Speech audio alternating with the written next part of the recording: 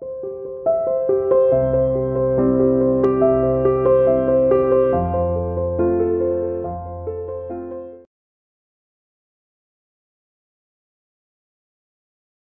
Students, welcome to C R international school online classes. आज हम 8th की हिंदी की क्लास में अपनी नई बुक सप्लीमेंट्री शुरू करने जा रहे हैं, जिसका नाम है हमारी हिंदी की जो सप्लीमेंट्री बुक है उसको हिंदी में क्या बोलते हैं, पूरक पाठ्य पुस्तक। ठीक है बेटा, और वो उस पाठ्य पुस्तक का नाम आपका भारत की खोज। और ये जो हमारी बुक है भारत की खोज, इसके लेखक कौन है, पंडित जवाहरलाल नेहरू। ठीक है बेटा, देखिए आपकी बुक कुछ इस तरह से होगी। ये मेरे पास थोड़ी सी पुरानी है, इसका नया वर्जन कोई मतलब इसका जो फ्रंट है किसी और तरह का हो सकता है, लेकिन नाम यही होगा। उसके अंदर जो कंटेंट है वो भी यही होंगे। ये आपकी बुक है भारत की खोज।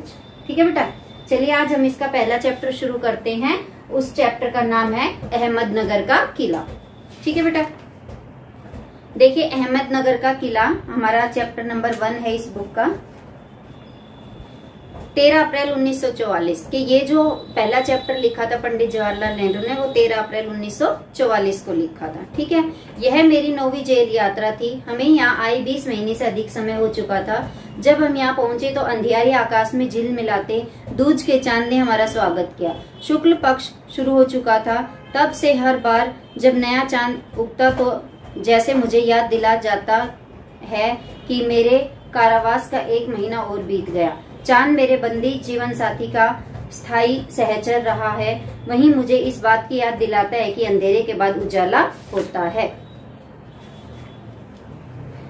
दूसरी जेलों की तरह यहाँ अहमदनगर के किले में भी बागवानी करना शुरू कर दिया। अब ये जो पंडित जवाहरलाल नेहरू थे बेटा, स्वतंत्रता संग्राम के एक सेनानी थे, योद्धा थे। तो इन्होंने स्वतंत्रता प्राप्त करने के लिए बहुत सारे हथकंडे अपनाए, जिसके चलते इनको कई बार जेल भी हुई थी। तो जब ये अहमदनगर के किले में आए तो अहमदनगर का किला क्या है, उसमें अहमदनगर का एक किला है, उसमें जेल बनाई हुई थी।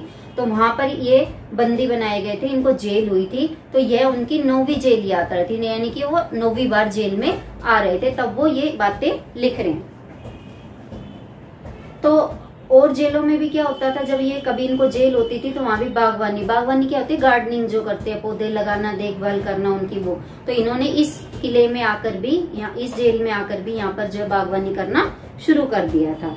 मैं रोज कई घंटे तपती धूप में भी फूलों के लिए क्यारियां बनाने में बिताने लगा। मिट्टी बहुत खराब थी, पथरीली और पुराने मलबे और अवशेषों से भरी हुई। चूंकि यह इतिहास स्थल है, इसलिए अतीत में इसने कई युद्ध और राजमहलों की दुर्भी संधियां देखी है। दुर्भी संधियां मतलब दूर दूर के जो लोग होते हैं उनकी आपस में संधि करना, यानी कि उनको मिलाना, इस तरह की संधियां देखी है।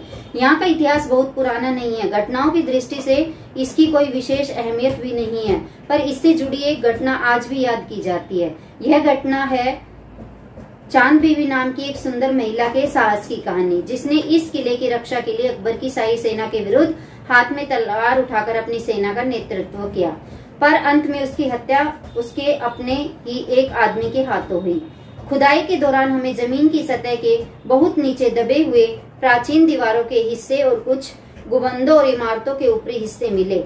हम बहुत दूर नहीं जा सके, क्योंकि न तो अधिकारियों की मंजूरी मिली और न ही हमारे पास इस काम को जारी रखने के साधन थे।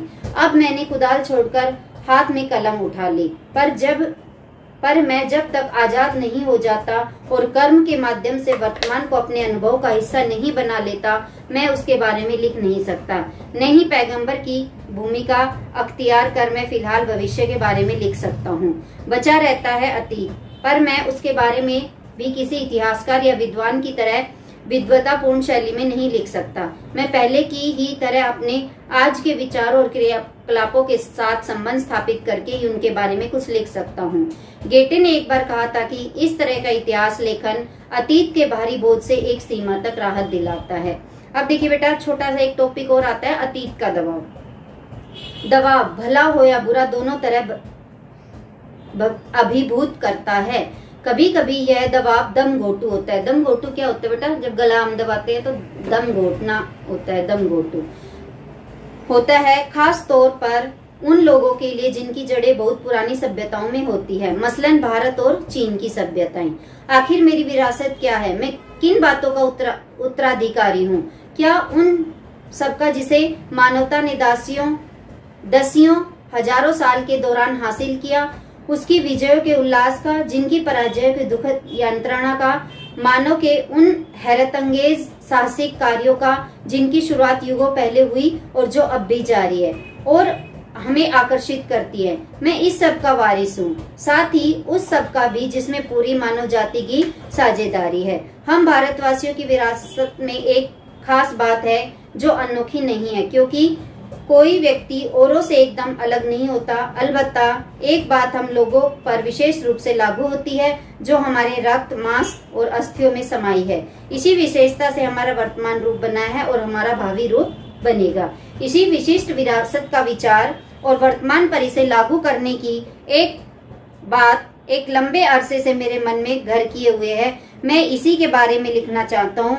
विषय की कठिनाई और जटिलता मुझे भयभीत करती है। मुझे लगता है कि मैं सही तौर पर इसका स्पर्श ही कर सकता हूँ। अब ये पंडित जी जो जेल में थे, ये कुछ लिखना चाहते हैं। पहले इन्होंने गार्डनिंग शुरू करी, लेकिन गार्डनिंग की भी कुछ सीमाएं होती हैं जेल में, तो ये बहुत अच्छे से गार्डनिंग नहीं कर सके, तो इन्होंने कलम उठाई। कलम भी उठा ली लिखने के लिए, लेकिन ये लिखने में भी क्या थे, मजबूरियों में बंधे हुए थे, ये लिख नहीं सकते थे। फिर इनके पास जो विचार थे, उनके लिए ये अपने मन को खोल नहीं पा रहे थे कि मैं किस तरह से विचार लिखूं।